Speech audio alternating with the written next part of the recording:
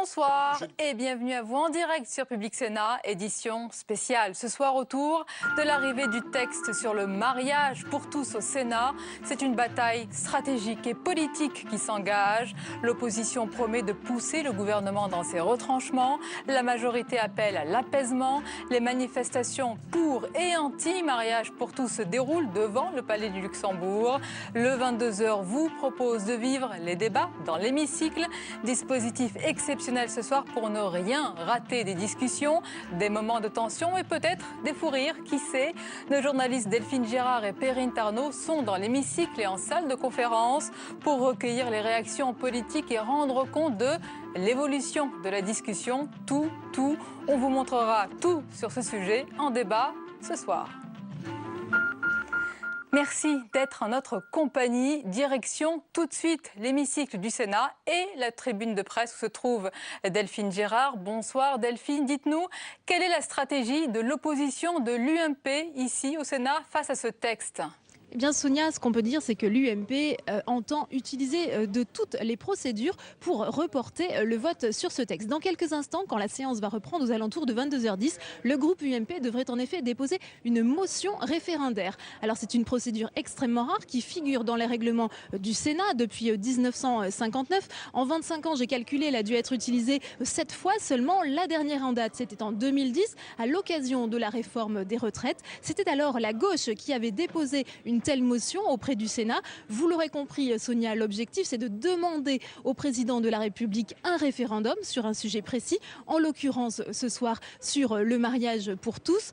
Alors cette motion, dont le dépôt devrait être acté aux alentours de 22h10, ne sera pas discutée ce soir, mais seulement demain matin. Il faut environ 30 sénateurs pour qu'une motion soit discutée. Ils viendront donc un par un à la tribune par ordre alphabétique, et puis ensuite, l'auteur de la motion référendaire aura 20 minutes pour s'exprimer, le rapporteur à son tour 20 minutes, l'ensemble de tous les groupes politiques pourront s'exprimer pendant 2 heures, puis il y aura un vote sur cette motion, et si elle n'est pas adoptée demain matin, l'UMP aura un autre atout dans son sac, puisqu'ils vont déposer 3 autres motions de procédure. Ce sera demain après-midi. Alors cette semaine, Jean-Claude Gaudin avait dit qu'il ne déposerait qu'environ 200 amendements pour ne pas faire de l'obstruction, pour faire un débat de qualité, mais ils essaient quand même, malgré tout, de retarder l'adoption de ce texte. Je rappellerai seulement pour finir, Sonia, que c'est exactement la même stratégie déployée par les députés à l'UMP à l'occasion du projet de loi sur le mariage pour tous. C'était Laurent Wauquiez qui avait souhaité une motion référendaire sur ce texte, motion qui avait été rejetée.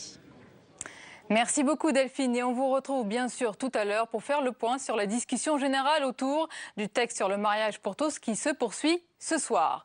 Mais d'abord, l'actualité de la journée, c'est la crise politique qui redouble d'intensité et la pression qui s'accentue sur le président. François Hollande a été contraint de se justifier tout à l'heure lors d'une conférence de presse au Maroc, à la fois sur les suites de l'affaire Cahuzac et sur les nouvelles révélations autour du trésorier de sa campagne présidentielle.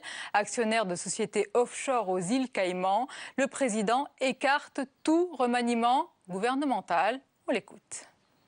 Je ne connais rien de ces activités. Et si elles ne sont pas conformes à la loi fiscale, je demande que l'administration s'en empare et permette de faire les rectifications si elles sont nécessaires. Et je n'ai pas d'autres commentaires à faire parce que je ne connais rien de ces investissements ou de ces activités.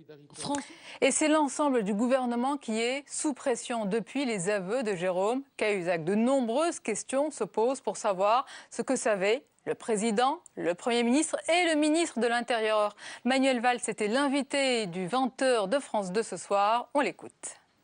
Je n'ai eu aucune information qui prouvait la culpabilité de M. Cahuzac. Et l'information qui a permis précisément de faire tomber Jérôme Cahuzac, c'est le travail qui a été fait sur sa voix. Et là, le résultat a été donné par la direction centrale de la police judiciaire le 18 mars, c'est-à-dire quelques heures avant, la veille du moment où le président de la République a pris ses responsabilités et a demandé à Jérôme Cahuzac de quitter le gouvernement. Il y a aujourd'hui des gens qui souffrent de la violence économique, de la violence de la délinquance. Et c'est ces gens-là qui regardent ce spectacle où l'argent envahit tout et où il y a des ministres qui ont trahi, un ministre qui a trahi la parole qui était la sienne devant le président de la République et devant le peuple français. Et nous devons servir le peuple, uniquement cela, les Français qui attendent un autre comportement, une autre attitude, une autre manière aujourd'hui de définir le cap. Et de son côté, la droite accentue la pression sur le président de la République. François Hollande, qualifié de chef de clan par Jean-François Copé. L'opposition a trouvé son angle d'attaque par la voix du président de l'UMP. Elle réclame désormais un remaniement gouvernemental de grande ampleur. Premier ministre compris, c'est une affaire d'État, estime l'UMP qui concentre toutes ses attaques sur le plus haut niveau de l'État. Sur le thème, l'exécutif ne pouvait pas ne pas savoir que Jérôme Cahuzac avait un compte secret à l'étranger. Les détails avec Cécile Sixou. François Hollande, le visage crispé. Depuis 2 jours, en visite au Maroc, le président suit le programme, mais visiblement, le cœur n'y est pas. En France, depuis son départ, l'incendie Cahuzac ne s'éteint pas. À la convention de l'UMP, Jean-François Copé, tout sourire, mais même de l'huile sur le feu. Il tire à boulet rouge sur le président, qu'il qualifie de chef de gang et met la pression pour remanier le gouvernement. On ne peut pas faire semblant de continuer comme si de rien n'était. Ça n'est pas responsable, ça n'est pas possible. Et c'est la raison pour laquelle je considère que le point de rupture aujourd'hui commande que François Hollande remanie totalement son équipe gouvernementale. Quelques heures plus tard, à Strasbourg, Pierre Moscovici, attaqué comme ministre de tutelle de Jérôme Cahuzac, se défend. J'ai été mis en cause d'une façon que je considère assez indigne. Avec des arrière-pensées qui sont évidentes. Ce que je sais, c'est que j'ai agi en responsable politique. Les pressions viennent aussi de sa majorité. Cécile Duflot aurait vraisemblablement demandé hier en Conseil des ministres une réponse politique forte pour sortir de la crise. En privé, plusieurs ministres plaident aussi pour un remaniement, un scénario de sortie qu'envisagerait François Hollande si le soufflet ne retombe pas d'ici 72 heures. Et la crise provoquée par le scandale Cahuzac a donc rebondi après la révélation de la détention par un proche de François Hollande de société offshore au Caïmans. Le journal Le Monde affirme que le trésorier de la campagne présidentielle de François Hollande, Jean-Jacques Augier, était actionnaire de sociétés offshore dans ce paradis fiscal. Rien n'est illégal, affirme l'ex-trésorier ce soir, indiquant n'avoir, je cite, ni compte bancaire personnel ouvert au Caïmans, ni investissement personnel direct dans ce territoire. Il a également indiqué que le chef de l'État n'était pas au courant de ces affaires. Les détails avec Fabrice Cunet. C'est un travail de fourmi auquel s'est livré une cinquantaine de journalistes internationaux. Le Monde publie le résultat de cette enquête au cœur du système des paradis fiscaux. Un scandale financier planétaire qui vient confirmer les conclusions d'un rapport rendu il y a 1 an par le sénateur Bocquet. Mais cette fois, rien que pour les îles Vierges britanniques par exemple, les chiffres donnent le tournis. 1 million d'entités implantées dans les îles Vierges britanniques, un territoire de 25 000 habitants. Et on parle effectivement de trilliards de dollars, quoi. Et il prenait la comparaison avec la puissance économique cumulée des États-Unis et du Japon, stockée aux îles Vierges britanniques. Il y a là un déséquilibre monstrueux quand même. Ça fait peur effectivement et il faut vraiment mettre fin et s'attaquer résolument à cette situation. Et parmi les 130 Français soupçonnés d'évasion fiscale, Jean-Jacques Augier, l'ancien trésorier de campagne de François Hollande. Lui parle d'investissement dans des sociétés offshore aux îles Caïmans. Légaux ou non, ces flux d'argent mettent en évidence un système mondial très organisé.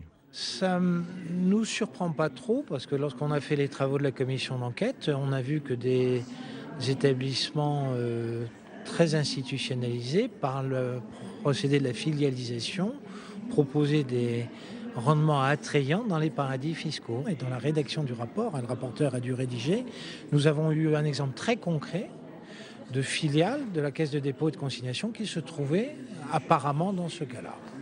Rien que pour la France, ce sont près de 50 milliards d'euros qui échapperaient à l'impôt. Au-delà des noms que l'enquête fera apparaître, ces révélations pourront peut-être accélérer les mesures pour imposer la transparence des comptes annoncées par plusieurs pays, mais jusque-là rester un vœu pieux. Et j'ajoute cette information sur les perquisitions aujourd'hui au bureau et au domicile parisien de Patrick Buisson, l'ex-conseiller de Nicolas Sarkozy. Perquisition effectuée tôt ce matin dans le cadre de l'affaire dite des sondages de l'Élysée, sondages commandés par l'Élysée sous le quinquennat de l'ancien chef de l'État entre 2007 et 2012. Voilà pour cette actualité de la journée et place à présent au débat autour du texte sur le mariage pour tous qui est, vous le savez, à l'examen au Sénat. Après son adoption par l'Assemblée nationale, c'était le 12 février dernier, le projet de loi ouvrant le mariage et l'adoption aux couples homosexuels est examiné par les sénateurs depuis 16 h cet après-midi. Plus de 260 amendements et 3 motions UMP visant à repousser le texte ont été déposées. Bien loin cependant des 5000 amendements lors de l'examen dans l'hémicycle du Palais Bourbon. Mais cette fois, l'adoption se jouera à une poignée de voix car la majorité de gauche ne dispose que de 6 voix d'avance. La bataille est stratégique et politique. Je vous le disais dans les titres, dispositif exceptionnel ce soir pour vous faire vivre les débats. Et on rejoint dans l'hémicycle Delphine Gérard pour parler, Delphine, de l'ambiance. Cet après-midi, l'examen du texte a commencé. Quel était le ton? Quelle était l'atmosphère? Eh bien, ce qu'on peut dire, Sonia, c'est que cet après-midi, l'atmosphère au Sénat était beaucoup moins courtois qu'à l'accoutumée. Il faut dire que les bancs de l'hémicycle étaient bien plus fournis que d'habitude. Les sénateurs étaient mobilisés, aussi bien à droite qu'à gauche, beaucoup plus nombreux donc. Et l'ambiance était tendue, notamment au moment de l'intervention de la garde des Sceaux, Christiane Taubira, qui a suscité à la fois les applaudissements lorsqu'elle a parlé de ce mariage, de cet acte de liberté qui allait devenir un acte d'égalité, mais aussi l'indignation des sénateurs de droite à chaque fois qu'elle parlait des questions d'adoption. Je vous propose d'ailleurs tout de suite de revoir les différents orateurs, différentes interventions qui vous donnent le ton de ce qu'était la séance de cet après-midi. Ce texte ne fragilise pas l'institution de la famille, au contraire, il la renforce. Il ne met pas en péril les enfants, au contraire, il les sécurise. Et il y a des dizaines de milliers, certains affirment même des centaines de milliers d'enfants qui sont concernés.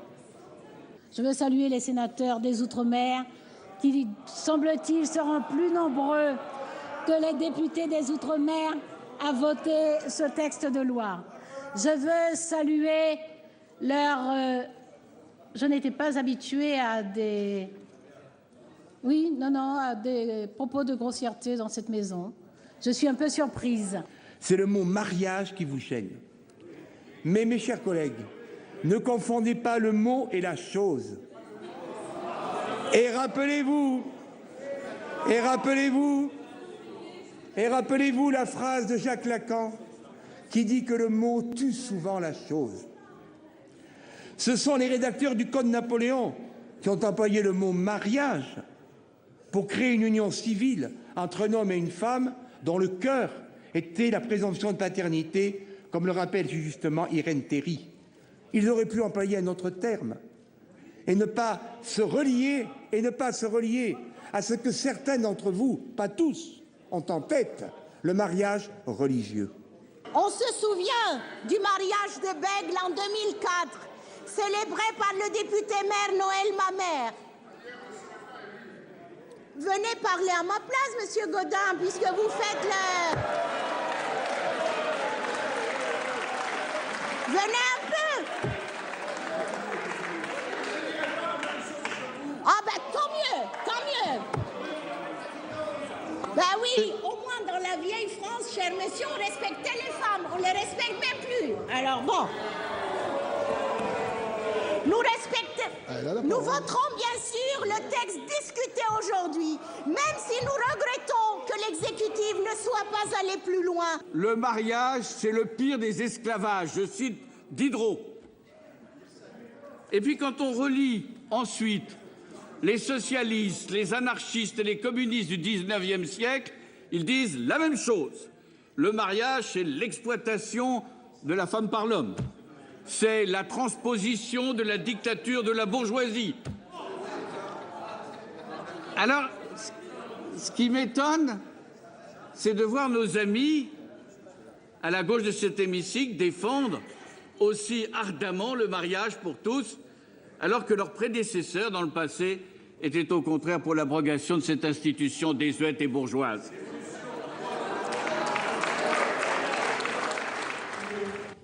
Voilà pour un aperçu de ce qui a pu se passer cet après-midi en séance. Alors là, depuis 10 minutes, comme je le disais à l'instant, la séance a repris et le président du Sénat, Jean-Pierre Bel, est en train de faire l'appel par ordre alphabétique des 30 sénateurs UMP qui sont signataires de cette motion référendaire. Certains n'ont pas répondu présent. Espérons pour eux qu'ils vont se manifester. C'est la condition pour que cette motion référendaire soit discutée demain matin en séance. Voilà Sonia. Merci beaucoup Delphine et on vous retrouve tout à l'heure avec Perrine Tarnaud pour nous faire vivre bien sûr et faire vivre aux téléspectateurs les débats, les séances et beaucoup de réactions politiques à votre micro.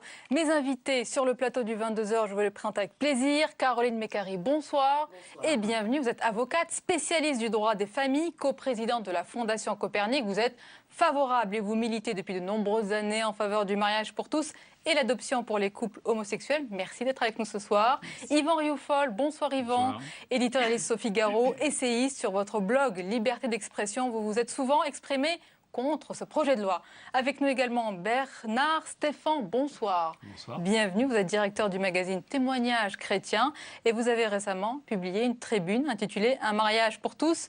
Une église pour tous, tout un programme, on en parlera. Jean-Pierre Denis, bonsoir. Bonsoir. Merci d'être là. Vous êtes directeur de la rédaction La Vie. Vous pensez que c'est une mauvaise loi, vous l'avez dit sur le fond et sur la forme. Vous nous direz pourquoi. Alors messieurs, madame, selon vous, quel est le climat, l'ambiance qui règne autour de ce texte? Caroline Mécari. Écoutez, vous l'avez un petit peu vu et montré au travers du reportage précédent. On voit bien qu'il y a une tension aujourd'hui, qui est une tension politique en fait, entre la mise en forme du choix politique annoncé par François Hollande d'ouvrir le mariage civil et l'adoption à tous les couples, donc qui est porté par l'ensemble de la gauche, et puis la droite qui est très crispée sur ce projet. Vous avez entendu Monsieur Gélard évoquer le 19e siècle, mais c'est étonnant parce qu'en fait, enfin c'est pas si étonnant que ça, parce que c'est un homme finalement du 19e siècle, ou en tout cas du siècle dernier, hein, pour porter cette opposition à une loi qui a simplement pour objet, en fait, de mettre fin à une discrimination légale qui frappe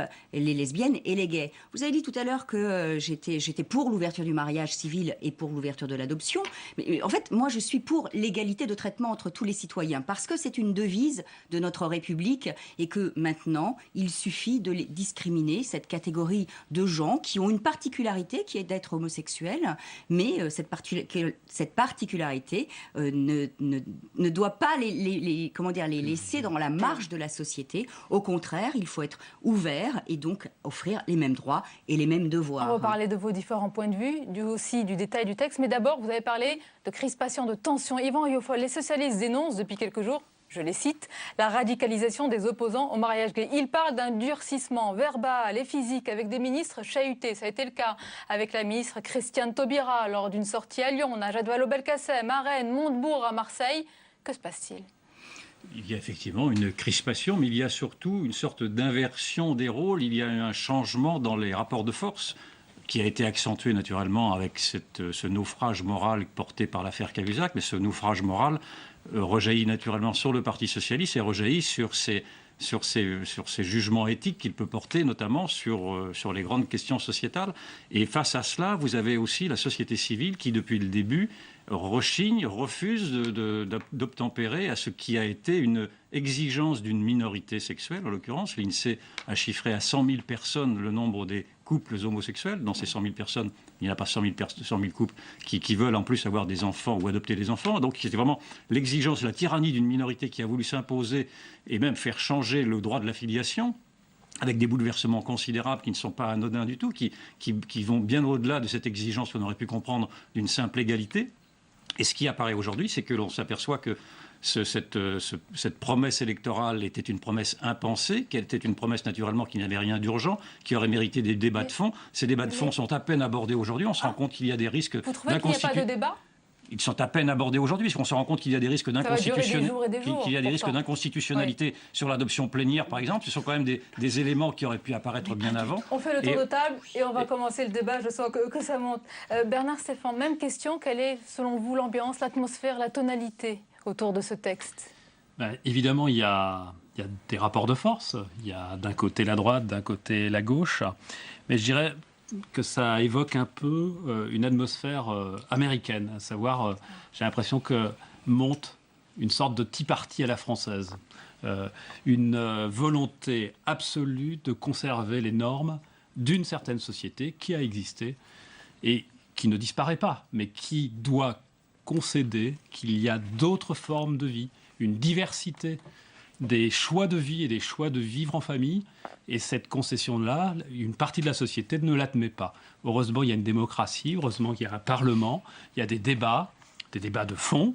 Je pense que tout cela va faire adopter le projet de loi, ce qui n'empêchera pas le débat de continuer. Bien sûr, et peut-être aussi la rue de s'exprimer. Jean-Pierre Denis, même question sur cette atmosphère de l'arrivée du texte. Ça fait des mois que je tire la sonnette d'alarme. Ça fait des mois que je dis on va vers une forme de radicalisation, on va vers une polarisation. Je ne sais pas si c'était l'intention du gouvernement, si c'était son intention, il a obtenu un résultat extraordinaire. On va vers une forme de radicalisation. C'est lui qui a allumé la mèche de la radicalisation. Moi, je pense pourquoi? Qu'est-ce qui s'est passé au fond? D'abord, je ne suis pas complètement d'accord avec des analyses binaires, c'est-à-dire que toute la gauche n'est pas pour ce projet de loi, même si une grande majorité de la gauche est pour. Qui est contre? Tous les catholiques, attendez, je vais m'exprimer, tous les catholiques ne sont pas contre cette loi. La preuve, vous êtes favorable à cette loi. Il y a peut-être un tiers des catholiques en France qui sont favorables à cette loi, et on arrive à une situation de polarisation. Pourquoi? Parce que je pense que les arguments que vous évoquez, et que je trouve d'ailleurs évidemment tout à fait respectables, semblent indiquer que les choses sont à sens unique. C'est-à-dire qu'il y a une espèce de sens de l'histoire qui fait qu'on va vers le progrès nécessairement et qu'on ne peut pas être contre, sinon on est forcément homophobe. Donc, en réalité, qu'est-ce qu'on constate? Que les Français sont partagés. Ils sont partagés, ils sont plutôt favorables au mariage et ils sont plutôt opposés, et les nuances ont leur importance, à l'adoption. Je donne le dernier sondage CSA aujourd'hui, ils sont toujours favorables au mariage homosexuel pour 53% d'entre eux, mais en note 56% qui sont opposés à l'adoption pour les couples du même sexe. Voilà, c'est exactement ce que je dis. Le tout est lié. Voilà. Or, on est arrivé à une situation de radicalisation. Pourquoi? Moi, je pense que c'est parce qu'on n'a pas cherché de solutions alternatives type le contrat d'union civile, en fait le mariage, un quasi-mariage. Des solutions de compromis pouvaient exister. C'est d'ailleurs la méthode que François Hollande applique, par exemple, aux négociations sociales. On a dit c'est à prendre ou à laisser. Et il y a une forme, me semble-t-il. Oui, il y a une volonté de passer en force. En réalité, si vous voulez, les opposants aujourd'hui au mariage civil et à l'adoption qui se manifestent, contrairement à ce qu'on voudrait vous faire croire, c'est une minorité agissante. C'est vrai qu'elle a des moyens, c'est vrai qu'elle s'appuie sur une partie des réseaux catholiques. Moi, j'appelle ça le lobby catholique, parce qu'il faut appeler les choses par leur nom.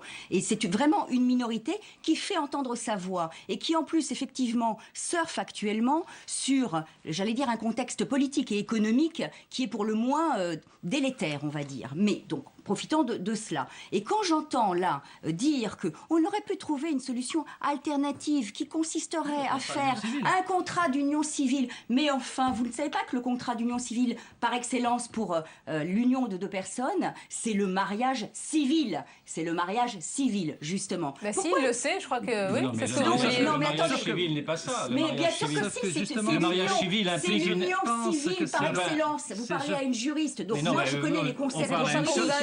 Donc voilà, mais pas du tout, absolument pas. Mais ce que je veux dire, mais vous ce que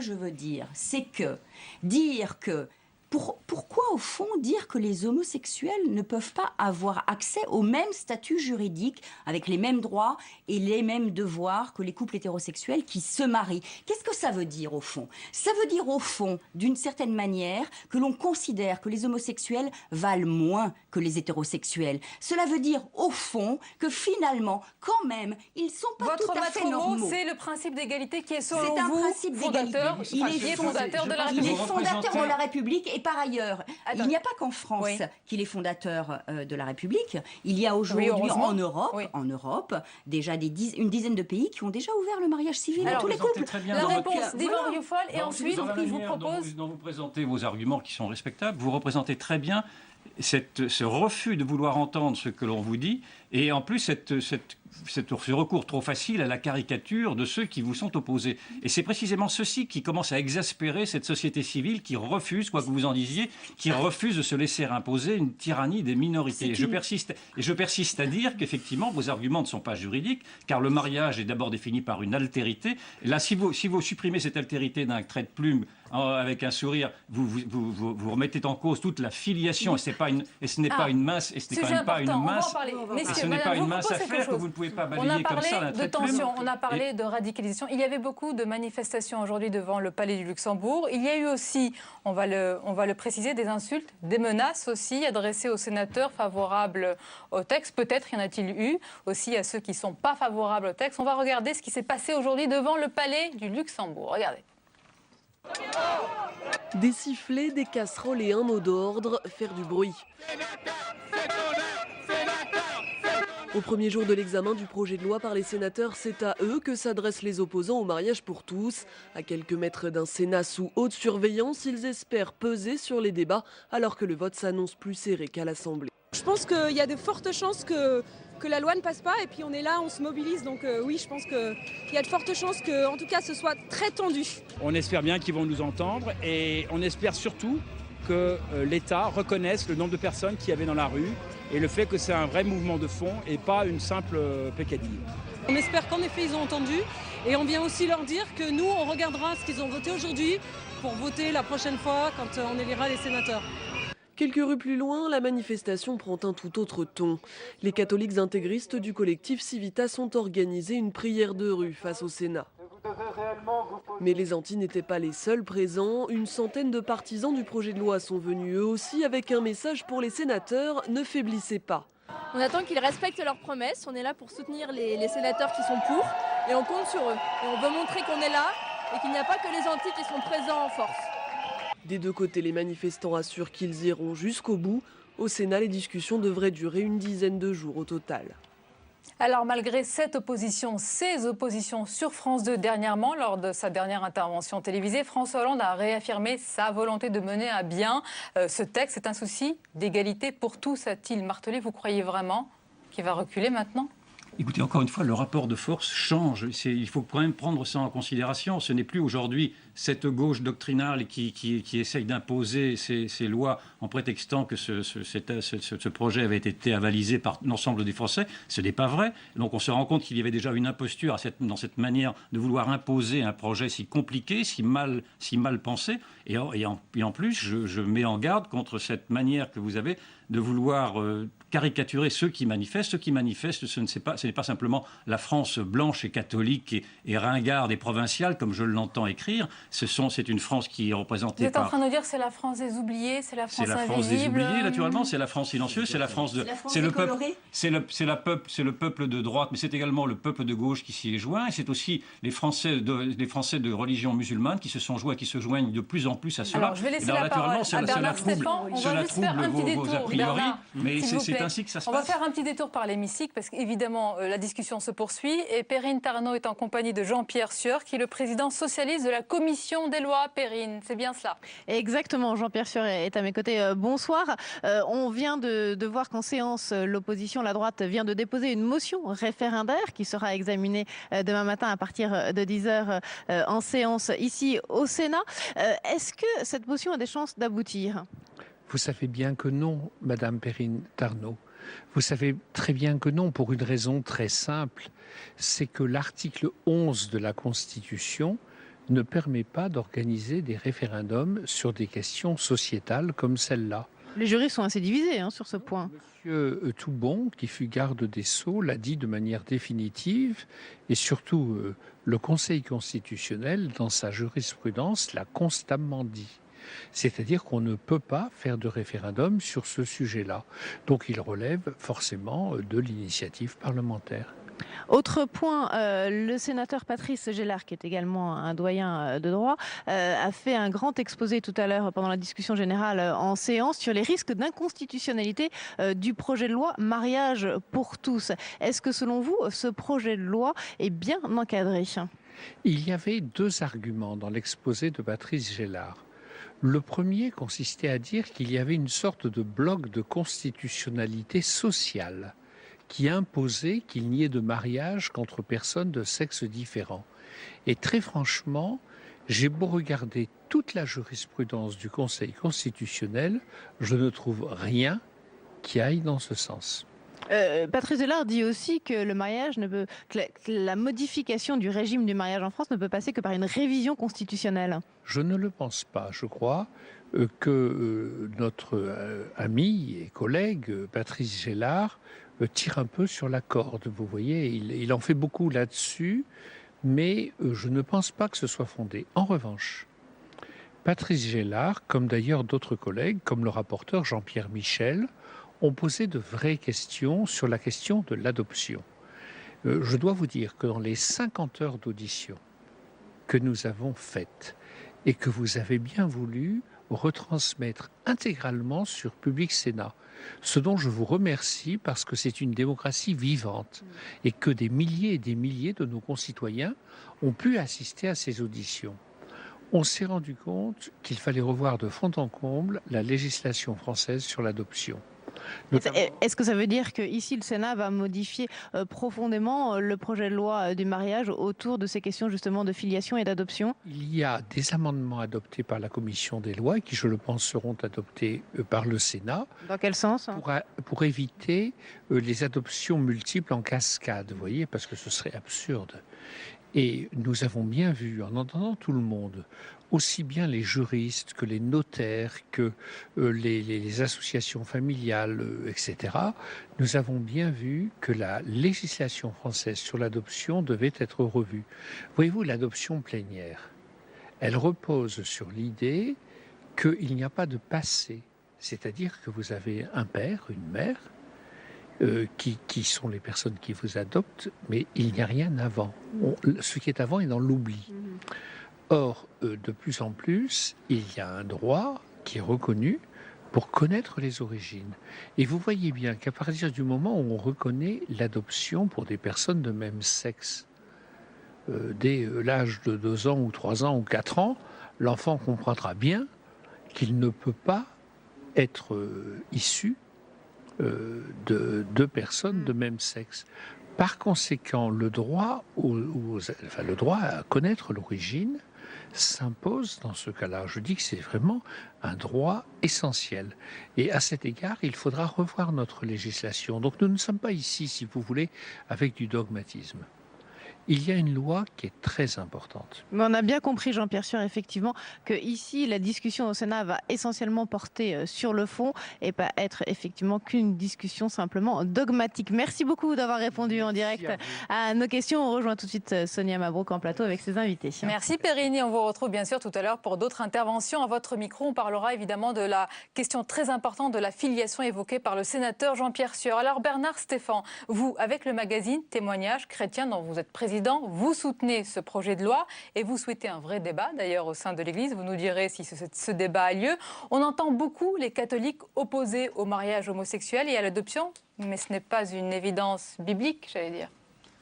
Non, absolument. Et puis, j'observe souvent que les positions officielles des évêques s'appuient non pas sur des arguments bibliques, mais des arguments anthropologiques, disent-ils. Une forme d'anthropologie. Ils en choisissent une, mais il y a bien des anthropologues, à commencer par Maurice Godelier, anthropologue bien connu, qui dit qu'il n'y a pas d'argument anthropologique transcendant qui dicterait qu'il n'y a pas de validité pour le mariage homosexuel. Donc Jean-Pierre Denis vient de le rappeler, les catholiques ne sont pas unanimes. Il y a entre 30 et 40% de catholiques qui sont favorables au mariage homosexuel. On ne les entend peu. On ne les entend pas beaucoup parce que la hiérarchie catholique, essentiellement, a pris la responsabilité de soutenir les manifestations et donc de soutenir une fraction et vous le regrettez. Des catholiques. Et je le regrette profondément. Je pense qu'il aurait mieux valu que l'Église catholique organise un débat en son sein. Moi, je suis pour le débat. Il y a des positions différentes. Être dans une église, c'est entendre la position de l'autre, mais aussi commencer par le premier des devoirs, c'est d'accueillir chacun. Ce n'est pas le cas aujourd'hui. L'Église n'accueille pas tous ses enfants. Non, malheureusement non. Et je suis par ailleurs éditeur, et nous avons édité un ouvrage qui s'appelle « Homosexuels catholiques, sortir de l'impasse », qui est un ouvrage absolument étonnant et assez inquiétant parce qu'il décrit un paysage de l'Église où de nombreux homosexuels disent n'être pas accueillis, être marginalisés, être mis de côté. Je pense qu'il y a un travail énorme à faire dans les communautés ecclésiales, dans les communautés d'église, pour accueillir chacun tel qu'il est, avec son identité sexuelle, ses identités différentes, parce que c'est la première des démarches à faire pour qu'ensuite l'Église puisse dire une parole qui ne soit pas une parole. Quelqu'un vous a répondu quelqu'un a répondu positivement à cet appel d'un débat au sein de l'Église? Malheureusement, sur les plateaux, pour l'instant, je n'ai jamais eu l'occasion de débattre avec d'autres catholiques sur cette question. Jean-Pierre Denis, j'accueille cette occasion. Jean-Pierre Denis, pour qui le mariage pour tous n'est pas une affaire de foi, dit-il, mais une affaire de loi. Bien sûr, c'est pas une affaire de religion. C'est pas une affaire de religion, même si de fait, la religion y prend une certaine importance, c'est vrai. Mais alors, je vous invite aux prochains États généraux du christianisme. J'organise cet événement chaque année. On a fait des débats sur l'homoparentalité, par exemple, des débats qui ont été extrêmement ouverts, contradictoires. Vous pouvez lire les articles que nous publions dans La Vie. Moi, je pense qu'il y a besoin de débats dans les églises, et pour ma part, j'y apporte ma contribution. On a été parmi les premiers à donner la parole à des chrétiens qui étaient favorables à cette loi. C'est vrai qu'il n'y a pas une culture suffisante du débat dans l'Église catholique, et moi j'y apporte ma contribution. Ce que je voudrais quand même préciser, c'est que ce qui est assez intéressant quand on regarde d'un peu plus près, ce qui serait un peu quand même utile dans ces débats où on a tendance à caricaturer très vite les positions, c'est que quelles que soient les sensibilités dans l'épiscopat catholique, ils se sont prononcés plutôt contre cette loi. Mais et là, je voudrais quand même être assez précis, là aussi, il est faux de dire que c'est un mouvement qui est lancé, piloté par l'Église catholique. Ma connaissance du fonctionnement de l'institution me porte à croire qu'au contraire, l'institution a été plutôt sur la pédale du frein au départ, parce qu'il ne voulait pas se retrouver dans un scénario à l'espagnol où l'Église catholique s'est engagée dans un combat politique. Maintenant, le mouvement a pris une telle importance qu'ils sont obligés de marcher derrière. Je vais vous proposer, c'est le principe aussi de cette édition spéciale ce soir, c'est de faire vivre aux téléspectateurs et de vous faire vivre ce qui se passe aussi dans l'hémicycle. On va justement rejoindre l'hémicycle où se poursuit la discussion générale avec, vous le voyez, le centriste Hervé Maurey qui s'exprime, on l'écoute. D'autant plus, nous le savons, qu'il n'y aura pas assez d'enfants à adopter pour répondre aux attentes des couples homosexuels. Le principe d'égalité, aujourd'hui invoqué pour justifier le mariage et l'adoption, sera de la même manière mis en avant demain pour justifier le recours à ces techniques de procréation. Pourquoi, en effet, refuserait-on la GPA aux couples d'hommes dès lors que les couples de femmes pourront accéder à l'étranger, si ce n'est en France, à la PMA pour avoir des enfants? Pourquoi instaurerait-on une inégalité entre couples d'hommes et couples de femmes alors qu'on prétend aujourd'hui que les couples homosexuels doivent avoir le même accès au mariage et le même droit à l'adoption que les couples hétérosexuels? Le mariage, mes chers collègues, je vous le rappelle, a pour objet depuis la nuit des temps d'unir l'homme et la femme en vue de créer une famille et d'offrir un cadre à la naissance, l'accueil et l'éducation des enfants. En dehors même de la revendication d'égalité, ce motif conduira à exiger le droit à la procréation médicale assistée et à la gestation pour autrui et fera par là même exploser la notion même de famille. Je voudrais souligner que le principe d'égalité, qui est constamment évoqué depuis le début de nos travaux par un certain nombre de mes collègues, me semble être mis en avant par les partisans de ce texte de manière inappropriée, pour ne pas dire abusive. Chacun sait en effet qu'en droit, l'égalité ne s'applique qu'à situation équivalente. Or, contrairement à ce que nombre d'orateurs ont essayé de nous faire croire, il est évident qu'au regard de la famille, un couple d'hommes ou un couple de femmes n'est pas structurellement équivalent à un couple formé d'un homme et d'une femme. C'est une évidence. C'est la loi de la nature universelle ou la loi biologique, si vous préférez.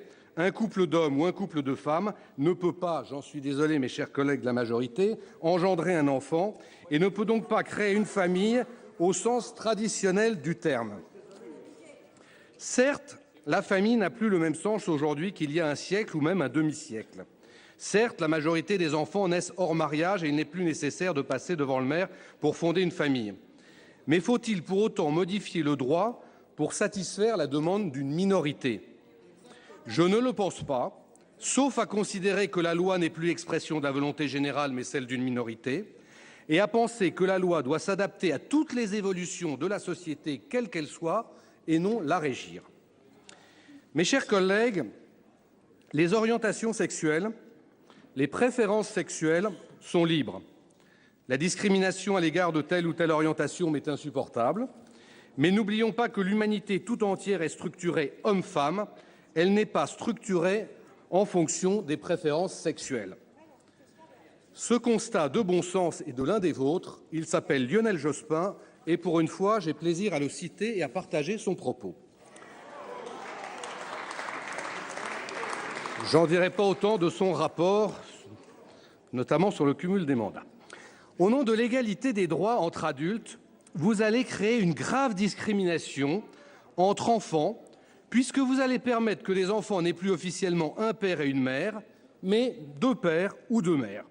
C'est aberrant et tellement peu conforme à l'intérêt de l'enfant. Vous évoquez un droit à l'enfant, mais le droit à l'enfant n'existe pas, et la nature le rappelle d'ailleurs parfois douloureusement aux couples.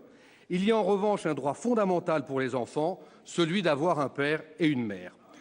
Quoi que décide le législateur, l'enfant aura toujours un père et une mère biologiques, et la présence d'un deuxième papa à la maison ne remplacera jamais une maman, pas plus qu'une deuxième maman, un papa.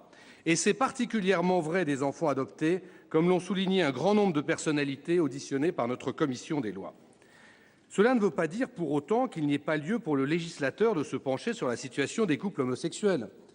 Il est parfaitement normal et légitime qu'un couple stable, homosexuel ou hétérosexuel, bénéficie d'un statut qui règle la question des droits et obligations entre ses membres et assure la protection et l'assistance que le mariage confère réciproquement aux époux. Mais dans la mesure où le mariage est pour moi, par essence, l'union d'un homme et d'une femme pour fonder une famille, c'est une union civile offrant le même cadre juridique protecteur que le mariage, mais sans filiation qu'il convient d'instaurer. C'est le sens d'un amendement proposé par un certain nombre de mes collègues du groupe UDI. Il permettra de répondre aux attentes de nombreux couples homosexuels sans en arriver aux solutions destructrices que vous proposez. La position que je défends répond d'ailleurs aux souhaits de la majorité des Français, puisque si 53% d'entre eux sont favorables au mariage pour les couples homosexuels, 56%, sondage de ce jour, sont opposés à l'adoption. Je voudrais, Madame la Ministre, mes chers collègues, pour conclure, vous demander pour une fois d'entendre les Français, d'enlever vos œillères, de tenir compte de la mobilisation qui a encore eu lieu le 24 mars.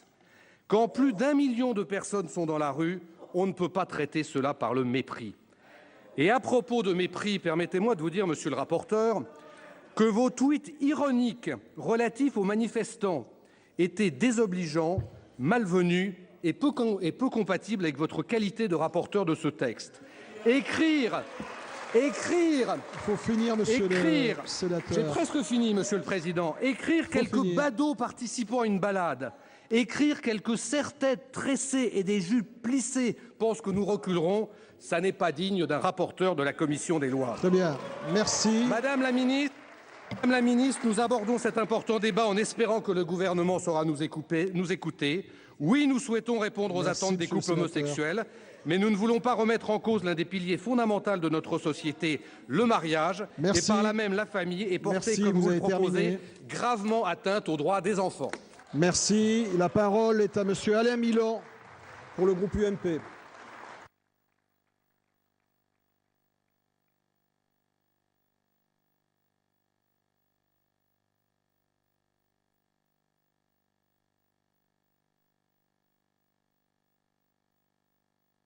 Monsieur le Président, Mesdames les ministres, mes chers collègues, Mesdames, Messieurs, après de longs mois de discussion, de débats, de contestation ou de soutien, notre Assemblée doit à son tour examiner ce projet de loi sur le mariage pour tous. Permettez-moi d'abord, en premier lieu, de remercier le groupe UMP du Sénat qui me permet d'intervenir dans le cadre de ces discussions, alors même que ma position n'est pas majoritaire. Cette liberté d'expression et de pensée honore le groupe auquel j'appartiens. Permettez-moi aussi de vous dire, si nous adoptons ce texte, j'en suis convaincu, nous contribuerons à accompagner et à conforter l'acceptation, la normalisation, voire même étape ultime, la banalisation du mariage entre personnes du même sexe. Nous permettrions à ces personnes d'exercer une liberté reconnue par le Conseil constitutionnel comme liberté personnelle. Nous donnerions tout son sens à l'article 1 de la Déclaration des droits de l'homme et du citoyen du 26 août 1789. Nous rendrions pleinement applicable sur notre territoire national l'article 12 de la Convention européenne des droits de l'homme, nommé tout à l'heure par Patrice Gélard, qui affirme à partir de l'âge nubile, l'homme et la femme ont le droit de se marier et de fonder une famille selon les lois nationales régissant l'exercice de ce droit. Il ne dit pas l'homme et la femme doivent se marier ensemble. En accordant ce droit, nous honorerions notre réputation ainsi que notre devise nationale qui orne les frontons de nos édifices. Liberté de se marier, égalité de traitement des situations identiques, voici, je crois, l'avancée proposée par le projet de loi qui nous est soumis. Derrière l'apparente simplicité de l'intitulé de ce projet de loi, de multiples questions sont cependant soulevées, mettant en exergue la complexité des schémas familiaux actuels. L'opposition qui s'exprime à l'encontre du mariage entre personnes du même sexe semble parfois porter davantage sur le terme de mariage et sur ses effets induits que sur l'acte lui-même. En ce qui concerne la terminologie, il est certain que le vocable mariage comporte une connotation religieuse dans l'inconscient collectif hérité de notre culture judéo-chrétienne. Dès lors, même si les religions ne confèrent pas toute une dimension sacramentelle au mariage, même si, dans nos sociétés actuelles, le mariage est un acte purement civil, même si les évolutions liées à la législation sur le mariage et à son alter ego, le divorce, ont affecté la dimension pérenne de l'union, il n'en demeure pas moins que subsiste une figure idéalisée du mariage, union d'un homme et d'une femme.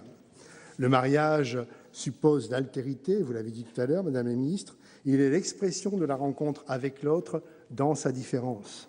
Dans cette optique, reconnaître le mariage homosexuel porterait atteinte à cette altérité basée sur la différenciation indispensable à toute forme de vie.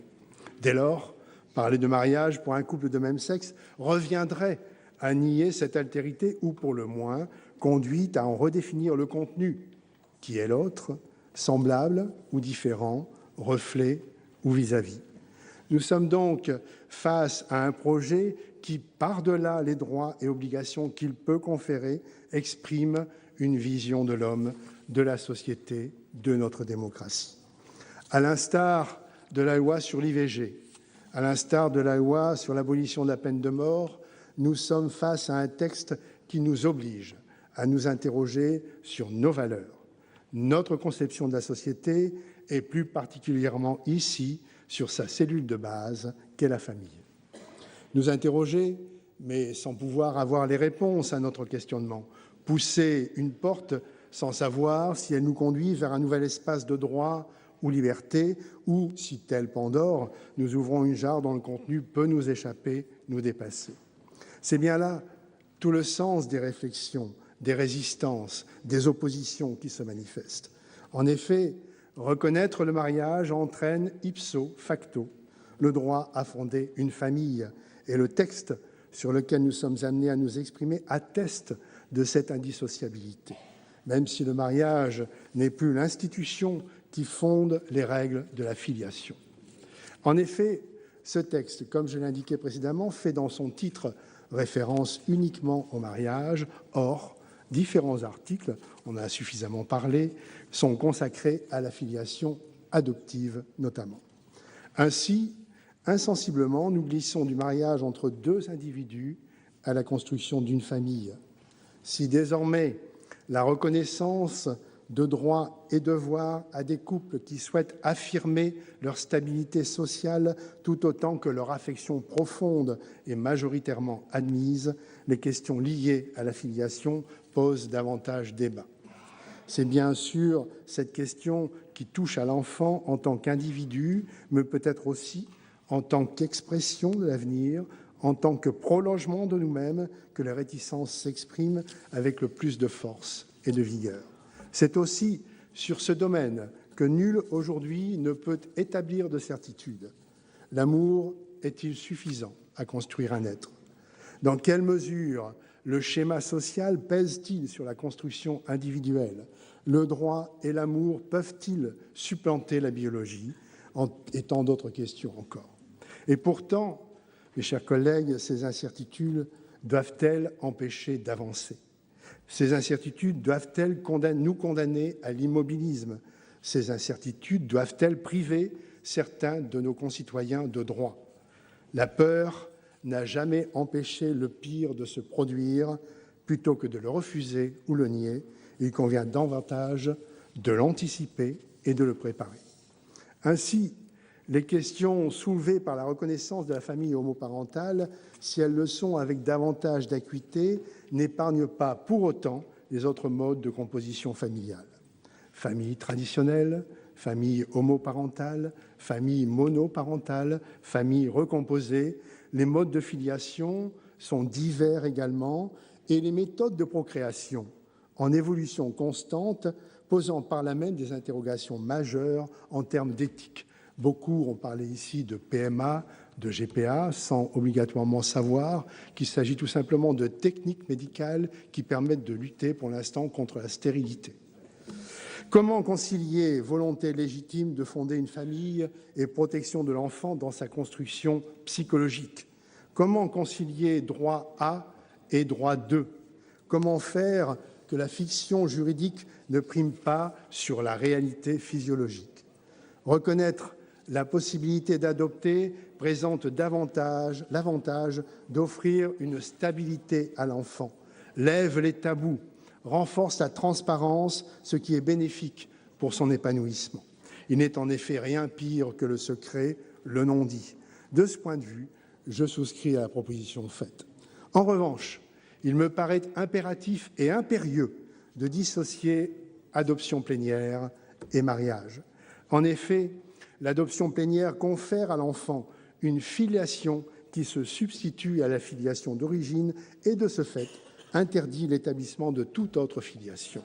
Or, il va de l'intérêt de l'enfant de ne pas donner à l'enfant une, excusez-moi l'expression, entre guillemets, homofiliation, de ne pas faire primer la fiction juridique d'un enfant né de deux personnes de même sexe, de le faire apparaître sur l'état civil comme issu de deux hommes ou de deux femmes. Ceci me semble fondamental et traduit la volonté de protéger l'enfant et de ne pas en faire l'enjeu ou l'otage de promesses électorales. Ouvrir l'adoption plénière aux couples mariés sans aucune restriction, comme le fait le projet de loi, sans le dire, c'est reconnaître qu'une personne, pour avoir son identité à la fois marquée comme décrochée de la filiation naturelle et tronquée, dépourvue soit d'une ligne paternelle, soit d'une ligne maternelle. Je conclus, Monsieur le Président, parce que je vois que le temps passe, pour vous dire, Victor Hugo, dans son poème « L'enfant paré », disait « Seigneur, préservez-moi, préservez ce que j'aime, frères, parents, amis et mes ennemis même. Dans le mal triomphant de jamais voir, Seigneur, l'été sans fleurs vermeilles, la cage sans oiseaux, la ruche sans abeilles, la maison sans enfants. » Ce texte, sous réserve des limites importantes que je viens d'évoquer, constitue, selon moi, une avancée. Aussi, si nous l'adoptons, modifié en particulier sur l'adoption, nous aurons la satisfaction de penser qu'en exerçant notre mission, nous aurons contribué à ensoleiller quelques vies. Merci. Merci. Voilà pour cette intervention du sénateur UMP du Vaucluse, Alain Milon, une intervention particulièrement saluée à gauche, car il faut dire qu'Alain Milon fait partie des 4 sénateurs UMP qui vont voter pour ce texte. Alain Milon, on s'en souvient, avait fait partie d'un groupe de travail qui souhaitait légaliser dans certains cas la GPA, la gestation pour autrui. On va tout de suite retourner dans l'hémicycle pour écouter à présent l'intervention du sénateur socialiste de la Martinique, Serge Larcher, car on sait que les voix des sénateurs ultramarins ici au Sénat vont être particulièrement importante. De notre code civil. D'autres en ont fait une tribune où ils sont venus, avec parfois une brutalité sidérante, déverser une forme de haine de l'autre. Certains, avec plus de subtilité, tentent de nous démontrer que tout en n'ayant qu'un grief contre l'homosexualité, il leur semble normal de maintenir une législation spécifique pour les couples homosexuels, ce qui revient à les cantonner dans une sorte de ghetto juridique. En réalité, comme tout sujet de société, ce débat est avant tout une affaire de conviction. Ce dont je suis convaincu pour ma part, c'est que le plus grand nombre des opposants à ce texte mènent un combat d'arrière-garde. Il me semble donc que l'hémicycle du Sénat est un bon endroit pour aborder ce sujet de façon dépassionnée et dire quelles sont nos convictions en toute sérénité. Je me suis déjà longuement exprimé et j'écris quant aux raisons qui font que je voterai ce texte, notamment le souci d'égalité, la lutte contre l'homophobie et la nécessité pour la loi de prendre en compte les évolutions de la société. Ces thèmes ont été et seront encore abordés par nombreux collègues au cours de nos débats. Aussi, le point sur lequel je souhaite me concentrer aujourd'hui est celui de la position des populations et des élus des Outre-mer quant à cette question. Il semblerait qu'on ait voulu faire de nos territoires des bastions symboliques de la résistance au mariage pour tous, les citadelles imprenables de la défense des valeurs dites traditionnelles. Quelle est la vérité quant à cette position? La réalité, c'est qu'il est bien pratique d'entretenir la confusion entre importance du fait religieux outre-mer et conservatisme social. De fait, il me semble important dans ce débat de rappeler deux choses. Premièrement, il n'y a pas de contradiction entre spiritualité et temporalité. Nos pratiques religieuses n'ont pas vocation à nous figer dans un « c'était mieux avant » réactionnaire. Elles doivent au contraire nous permettre de considérer les choses avec hauteur et tolérance. Deuxièmement, ce débat constitue également l'occasion de rappeler que la France est une république laïque où l'Église et l'État sont séparés depuis plus d'un siècle. C'est certes une évidence aujourd'hui, mais il en est qui nécessite parfois d'être redite. Ceci étant rappelé, je veux également attirer votre attention sur le fait que nos sociétés ultramarines dites traditionnelles ont par exemple recours à l'IVG souvent dans des proportions supérieures que dans l'Hexagone. En outre, les manifestations contre le mariage pour tous n'ont pas mobilisé grand monde chez nous, quelques centaines de personnes dans les rues de Fort-de-France notamment.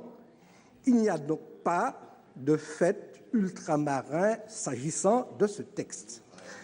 D'ailleurs, je crois que si nous devions avoir une position particulière liée à ce qu'il est convenu d'appeler nos spécificités, il me semble que nous devrions être les premiers défenseurs de ce projet de loi.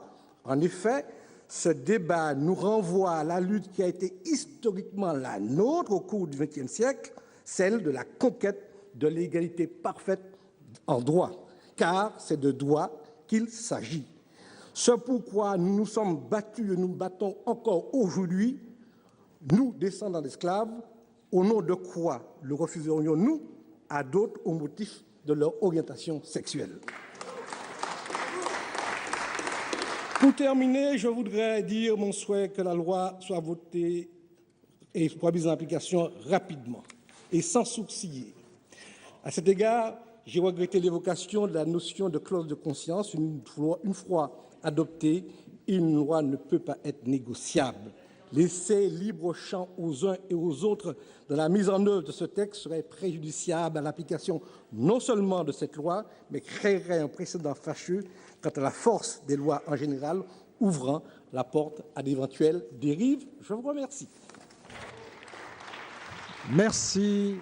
La parole à Madame Chantal Jouanneau pour le groupe UDI-UC. Voilà pour l'intervention de Serge Larcher, le sénateur socialiste de la Martinique, qui a rappelé, qui a réfuté cette idée selon laquelle les territoires ultramarins étaient des bastions de résistance au mariage pour tous. Tout de suite, une autre intervention très attendue ce soir, celle de la sénatrice de Paris, Chantal Jouanneau. C'est la seule qui entend voter pour ce texte au sein du groupe UDI-UC. On l'écoute tout de suite. Malicieusement, par féliciter le gouvernement pour son habileté politique. Vous avez réussi, sur un débat qui devrait parler d'amour, à diviser la société en deux catégories, d'une part les irresponsables et d'autre part les ringards. Et vous avez réussi dans ce débat à ce que des femmes et des hommes qui n'ont pas choisi leur sexualité soient au mieux instrumentalisés, au pire humiliés. Et c'est une performance politique en espérant qu'elle ne soit pas politicienne.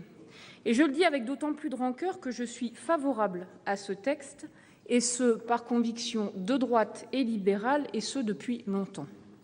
Je suis favorable parce que j'accorde la même confiance et la même dignité aux personnes homosexuelles. Les personnes homosexuelles ne sont pas une communauté, mais des individus dont l'orientation sexuelle n'est pas un choix et dont l'orientation sexuelle ne porte pas atteinte à autrui ni ne préjuge de leur capacité à être ou non responsables. Je suis favorable à ce texte parce que je considère que moins l'État se mêle des choix individuels, mieux la société se porte. Et c'est vrai dans beaucoup de domaines. Et donc, il n'appartient pas à l'État de restreindre la liberté individuelle tant que celle-ci ne porte pas atteinte à autrui. Ce qui distingue d'ailleurs clairement le mariage pour les personnes homosexuelles d'autres sujets comme la polygamie qui, elle, porte atteinte à la dignité. Et je suis favorable à ce texte parce que j'accorde la même considération, en tant que responsable politique, à toutes les familles, qu'elles soient traditionnelles, monoparentales, recomposées ou homosexuelles. Et ça pose d'ailleurs une question centrale. Est-ce que le rôle du législateur est de définir les contours de la famille ou de créer les conditions de son développement? C'est d'ailleurs tout le paradoxe de ce texte, c'est qu'en réalité, il devrait être porté par la droite, parce que la demande de mariage est une demande fondamentalement conservatrice. Je suis favorable à ce texte parce que, je tiens à le dire, je suis laïque. Les libres aux religions de s'exprimer, c'est normal. Libre à chacun de sa conscience sur ces questions qui n'appellent aucune réponse binaire. Mais je n'entends pas non plus que les religions, d'une manière ou d'une autre, fassent pression sur nous et nous dictent notre conduite, ni à l'égard des femmes d'ailleurs, ni à l'égard des personnes homosexuelles. Et il est paradoxal, c'est paradoxal que la laïcité devienne dans ce débat un principe à ce point instrumentalisé qu'il puisse apparaître mou. Je suis néanmoins triste et préoccupée par la puissance des divisions que ce débat a créées. La violence des propos est effrayante. Je vais vous lire juste une phrase. « Il n'y a aucun doute quant au fait que les enfants dans cette situation subissent le fardeau d'un sentiment d'infériorité quant à leur statut. » On a tous entendu ça. Bien, cette phrase, elle est extraite d'une décision de la Cour suprême de Louisiane en 1959, Brown versus Board of Education, qui visait justement à interdire les mariages mixtes. Je suis aussi un peu atterrée par l'immoralité de certains actes, je ne reviendrai pas sur ce qui s'est passé ce matin, qui visent juste à faire le buzz, c'est assez méprisable.